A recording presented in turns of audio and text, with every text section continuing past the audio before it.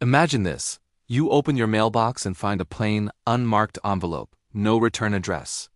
Inside, there aren't any letters, just a stack of photographs. As you flip through them, a cold dread washes over you. The person in the photos is you. And you're asleep in your own bed. This is exactly what happened to me. The first photo was jarring enough, but as I went through the stack, I realized they weren't all taken on the same night. Different pajamas, different sleeping positions. The angle was always the same, though, from the foot of my bed, as if someone was standing right there in the dark, watching me. The flash from the camera was the only light source, creating these terrifying, stark images of me at my most vulnerable. My heart pounded in my chest. I live alone. I lock my doors and windows every single night without fail. I even have a basic security system, which I checked immediately. Nothing. No alerts. No signs of a break-in, not even a jiggled lock. It was impossible. Yet, the proof was right there in my hands. The photos showed details of my room you could only see from the inside, the book on my nightstand, the specific way my clothes were draped over a chair. I called the police, but they were stumped. They initially thought it might be a twisted prank from an ex or a friend with a cruel sense of humor. But when I asked everyone I knew, they were just as horrified as I was. We checked my phone and all my devices for any hidden apps or signs they'd been hacked. Nothing. The photos hadn't been sent digitally. They were physical prints and the metadata had been completely wiped. There was no digital trail to follow. That's when things got even weirder. I started noticing small, unsettling changes in my apartment each morning. A curtain that was slightly more open than I remembered leaving it. The closet door left ajar. My keys not quite where I put them. It was like living with a ghost, a silent observer who moved things just enough for me to question my own sanity. The worst part was the escalation. A week later, another envelope arrived. This time, there was only one photo. The camera was closer. Much closer. It was taken from right beside my bed, so close I could see the individual threads on my pillowcase. The photographer wasn't just in my room anymore. They were leaning over me. I changed all the locks, upgraded my security system, and even started barricading my bedroom door with a chair at night. I barely slept, jumping at every creak and groan of the old building. For a while, nothing happened. I started to think, maybe, just maybe, it was over. Then, the final envelope came, another single photo. It was taken after all my new security measures were in place. The person was still getting in. In the corner of this last photo, I saw something that made my blood run cold. A faint reflection in the glass of a picture frame on my wall. It was just a dark shape, a silhouette of a person holding a camera. I never received another photo after that. But the silence is almost worse. They didn't want to hurt me, not physically. They didn't steal anything. They just wanted me to know. To know they could get to me whenever they wanted. To know that my home wasn't safe. To know that I was being watched. And now, every night when I turn off the lights, I can't shake the feeling that I'm still not alone in the dark. It started with a tapping sound. Just a faint, irregular tapping from inside the walls, only at night. I'd lie in bed, trying to convince myself it was the house settling or maybe mice. But the moment I turned on the light, it stopped, instantly. Then came the cold drafts, seeping from solid walls where there were no cracks. My dog, Buddy, would just sit and stare at one particular spot in the hallway. His fur on end, a low growl rumbling in his chest. I tried to ignore it, to rationalize it all away. But the signs kept piling up. Light switch plates were loose, some screws just gone. I'd find fresh scuff marks around the outlets. And a fine layer of dust would appear beneath the baseboards every single morning. I'd be lying in bed and feel these faint vibrations through the floor, almost like footsteps. One night I swore I heard whispering, a faint, breathy sound coming right through the drywall next to my head. Things started moving. Not disappearing, just shifted. My keys would be on the other side of the counter. A book I left on the coffee table would be on the bookshelf. Food went missing from the pantry, but all the doors and windows were locked tight. There was no sign of a break-in. A strange, musty smell, like sweat and damp earth, started wafting from that same wall in the hallway. That's when the real fear kicked in. My security camera caught shadows moving when nothing was there. The carbon monoxide detector would go off for a few seconds, and then just stop. I was losing my mind. After a particularly loud scratching noise one night, I finally called the police. I felt ridiculous trying to explain it. I think someone is in my walls. They were skeptical, but they came. They walked through the house, found nothing, and were about to leave when one of the officers noticed the paint near the baseboard was subtly bulging. He knocked on it.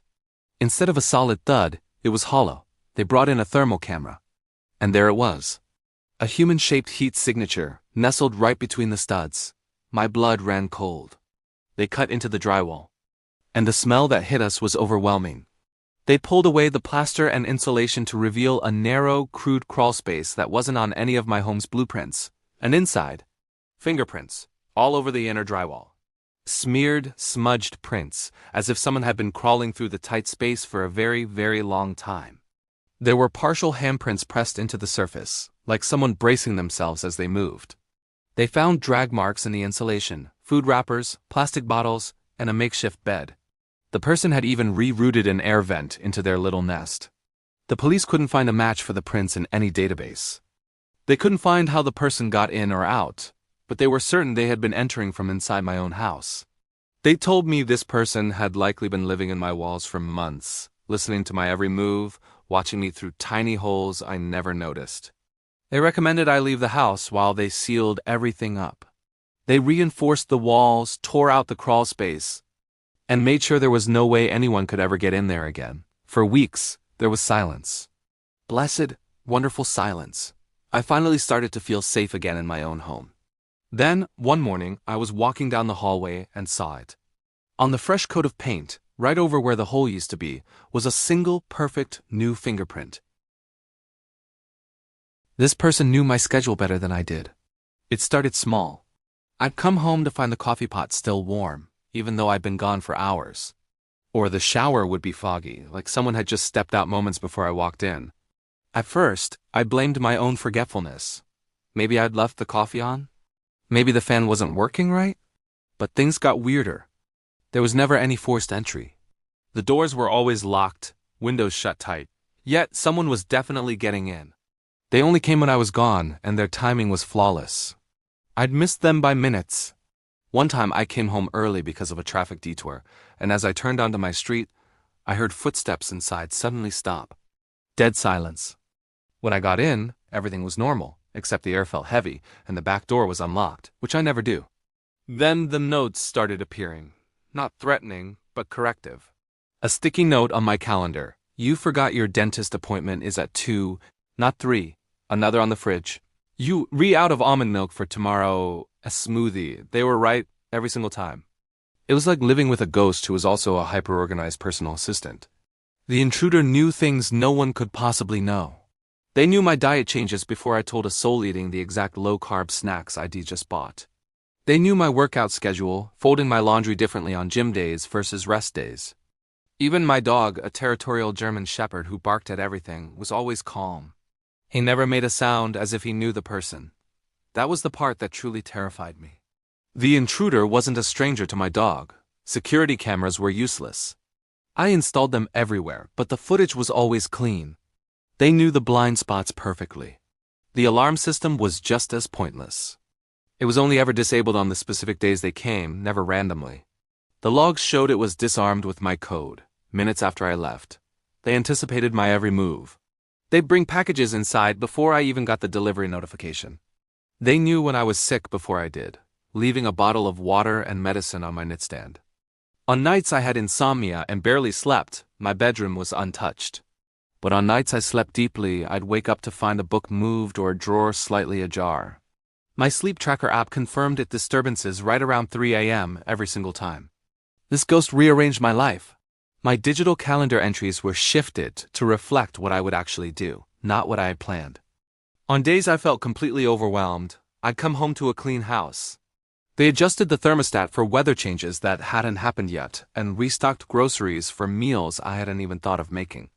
They even drafted emails on my computer reminders to myself I hadn't gotten around to writing.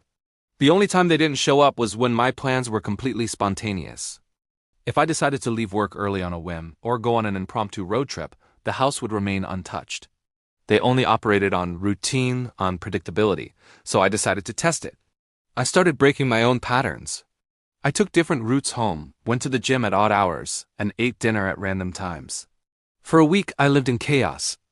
And for that week, nothing happened. The house was quiet. The air was still. The feeling of being watched was gone. On the 8th day, I found one final note.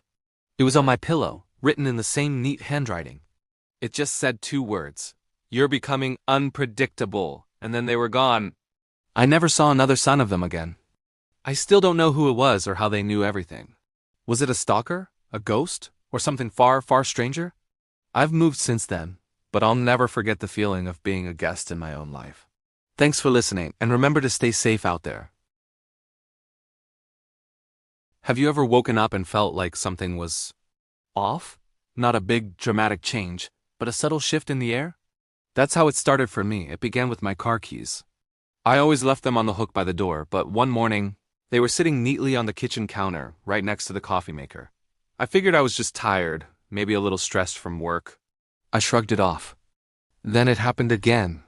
My favorite mug, the one I used every day, was moved from the top shelf to the bottom. A week later, the book I was reading, which I'd left on my nightstand, was on the living room bookshelf, tucked perfectly in its spot. Nothing was ever stolen. Nothing was ever broken. The items were just relocated, and always to a place that made sense. As if someone knew their purpose and where they belonged. The strangest part? It only ever happened while I was asleep. I would go to bed with my house exactly as I left it, and wake up to these tiny, unsettling changes.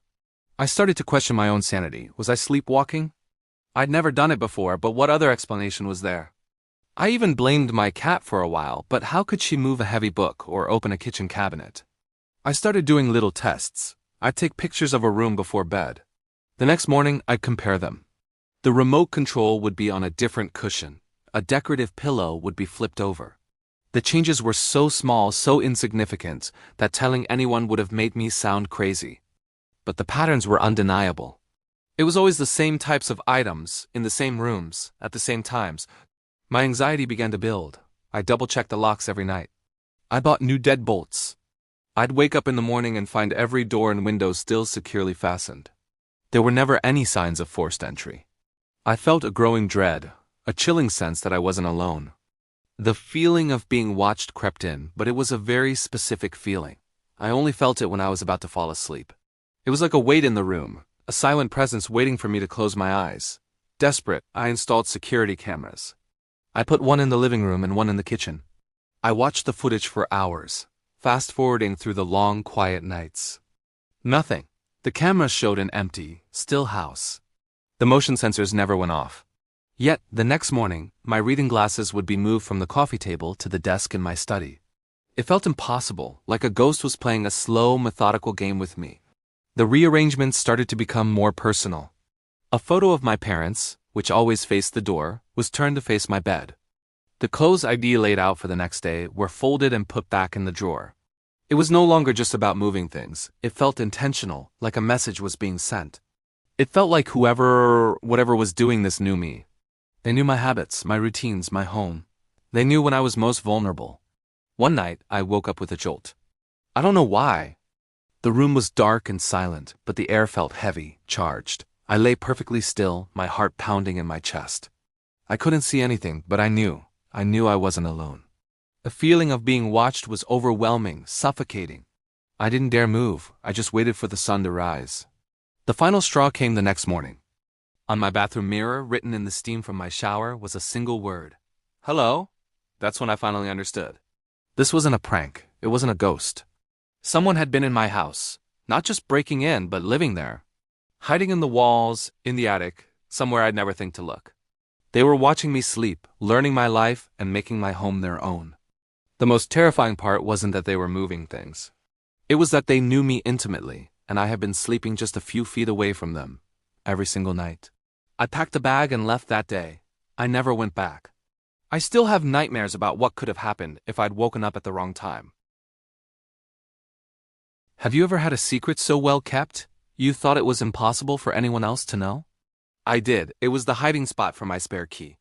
Now that secret is the reason I can't sleep at night. I live alone in a quiet suburban neighborhood.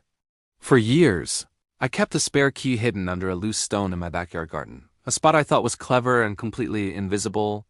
I never told a soul. Not my parents, not my best friend, not even the neighbor who waters my plants when I'm away. It was my secret, my personal safety net. One Tuesday, I came home from work and felt that prickling sensation on the back of my neck, the one that tells you something is off. The front door was unlocked. I always lock my door. My heart started pounding. I cautiously stepped inside, calling out, "Hello?" Silence. I checked every room, my hands shaking. Everything looked normal. Nothing was stolen, nothing was broken. I told myself I must have forgotten to lock it. It was a stressful week, after all. I tried to brush it off, but the feeling didn't go away. The next day, I noticed small things. The thermostat was set a few degrees cooler than I like. A book on my nightstand was slightly crooked, as if someone picked it up and put it back in a hurry. My favorite mug wasn't in the dish rack where I'd left it to dry. It was back in the cupboard. It was all so subtle, so minor, that I felt like I was going crazy. Was I just being forgetful? The unease drove me to my backyard. I walked over to the garden, my stomach in knots. The loose stone looked undisturbed. But when I lifted it, my blood ran cold. The key was there, but it wasn't in the small indentation I'd made for it.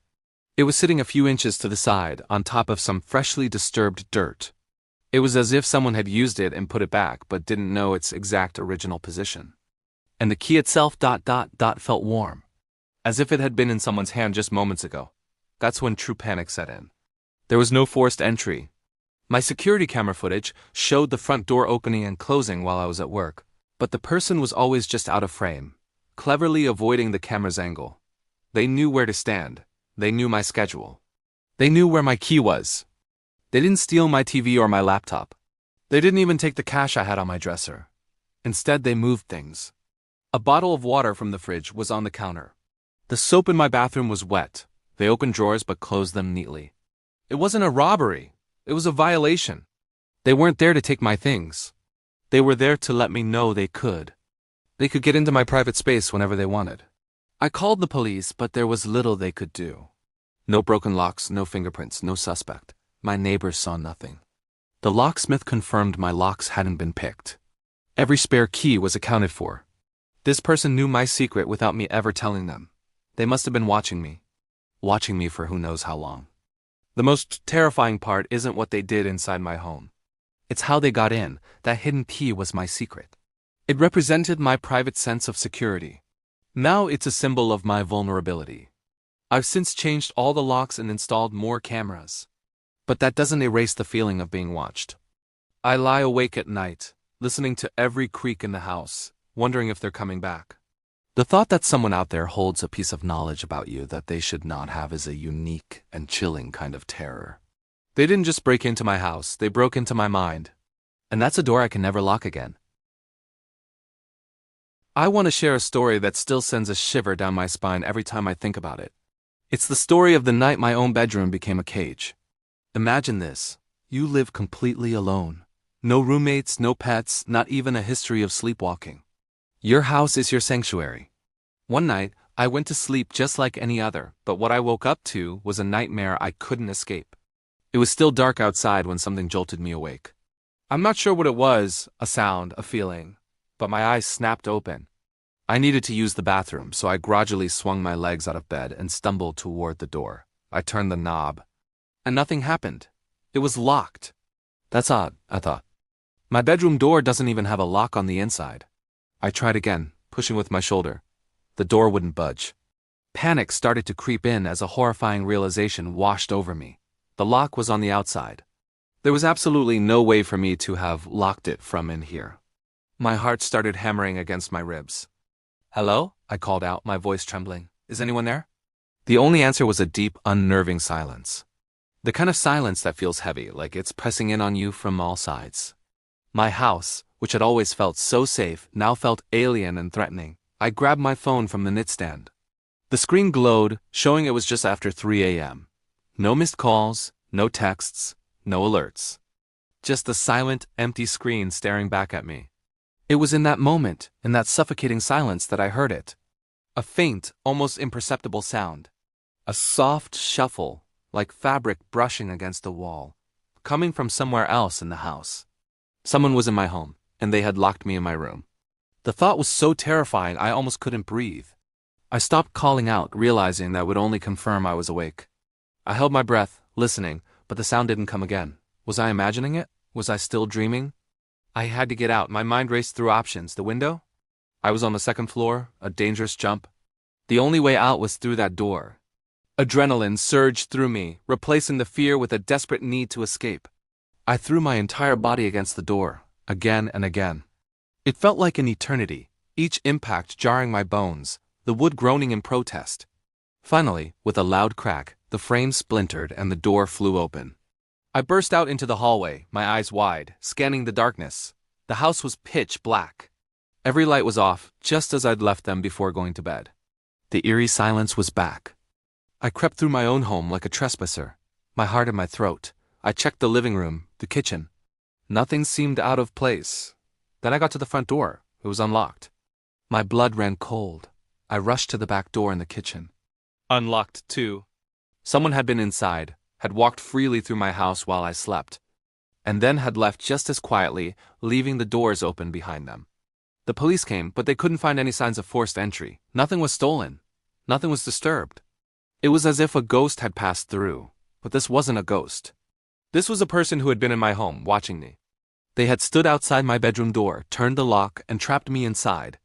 The most terrifying part wasn't the thought of being robbed or even being watched. It was the feeling of being controlled. They didn't want my things. They wanted me to know they could get to me. They wanted me to know that I was completely, utterly powerless in my own home. I never found out who it was or why they did it. And that, right there, is the fear that I live with every single night. Imagine coming home to find your things stolen, only for the thief to return them with a detailed critique of your security. This actually happened to me, and it's a story that still sends chills down my spine. It started on a Tuesday. I got home from work and felt that strange, unsettling feeling that something was off. The front door was locked, just as I'd left it. Nothing seemed out of place. I checked my valuables, laptop, TV, jewelry, everything was there. I convinced myself I was just being paranoid. But a few days later, the real nightmare began. Sitting on my kitchen counter was a plain manila envelope that definitely wasn't mine. My heart started pounding. Inside, I found a few small things I hadn't even realized were missing. My spare car key, a sentimental watch I rarely wore, and a small stack of mail. Tucked beneath them was a handwritten note. The handwriting was neat, almost clinical. It began, "You made this too easy." The note went on to describe, step by step, how this person had entered my home. It wasn't a broken window or a forced lock. It was a small, second-story bathroom window I always left cracked open, thinking no one could possibly reach it. They detailed how they climbed the drain pipe, slid the window open, and were inside in under 2 minutes. But that wasn't the scariest part. The note became a full-blown security audit of my life. They pointed out the blind spot in my single doorbell camera, noting that they approached from the side garden. They knew my work schedule, mentioning that I left at 8:15 a.m. and returned around 6:30 p.m. every weekday. Predictable, the note said. The intruder described walking through my entire house. They mentioned the squeaky floorboard outside my bedroom, and the way I left my closet door slightly ajar. They had been in rooms I didn't even think to check. The tone wasn't angry. It was condescending, like a teacher disappointed in a student. They wrote, "I could have taken everything. Your sense of safety is an illusion." The note claimed this wasn't their first visit. They've been inside before, watching, learning. They even timed how long it took for my alarm system entry delay to kick in, pointing out they had more than enough time to disable it before it ever made a sound.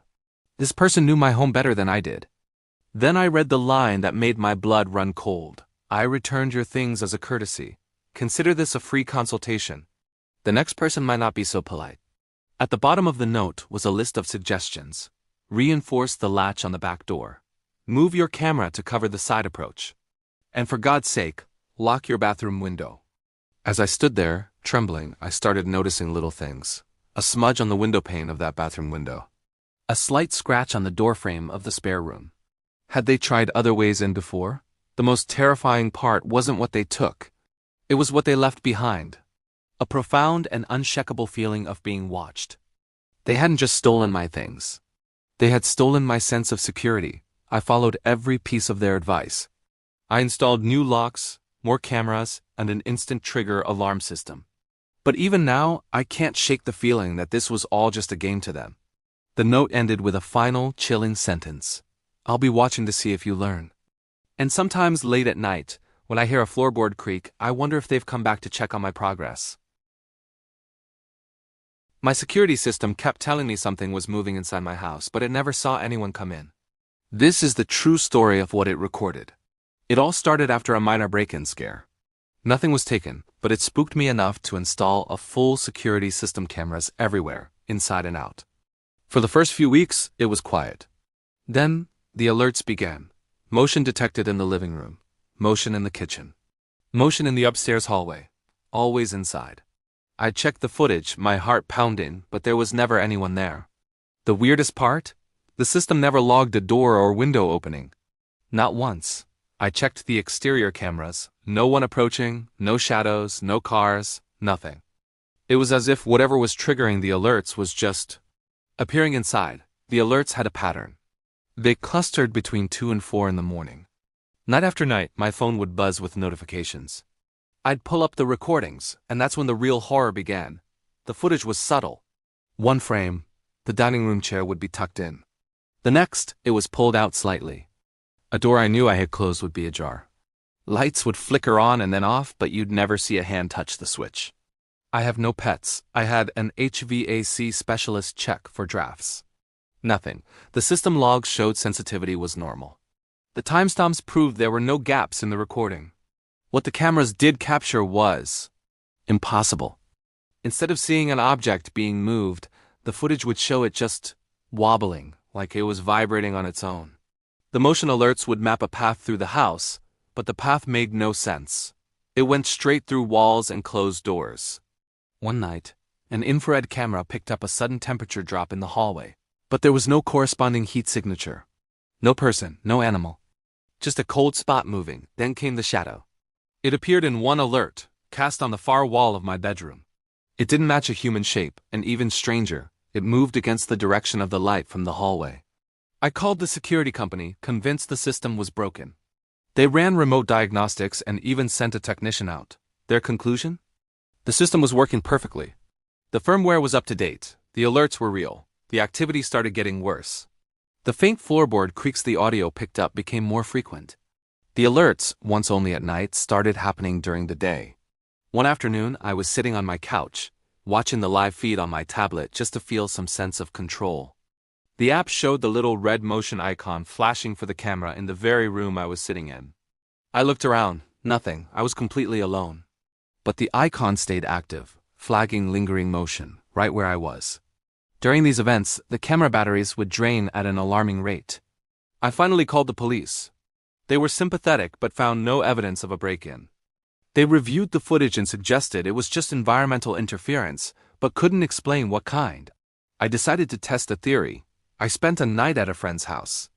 The alerts stopped completely. The moment I returned home, they started again within the hour. It felt like it was tied to me. The last alert I ever got was the one that made me leave for good. My phone lit up with dozens of notifications all at once. Motion detected. Living room. Motion detected. Kitchen. Motion detected. Bedroom 1. Bedroom 2. Hallway. Every single camera inside the house had triggered simultaneously. And still, after all of it, not one camera ever recorded a single person entering or leaving my home. You think your home is your safe space, right?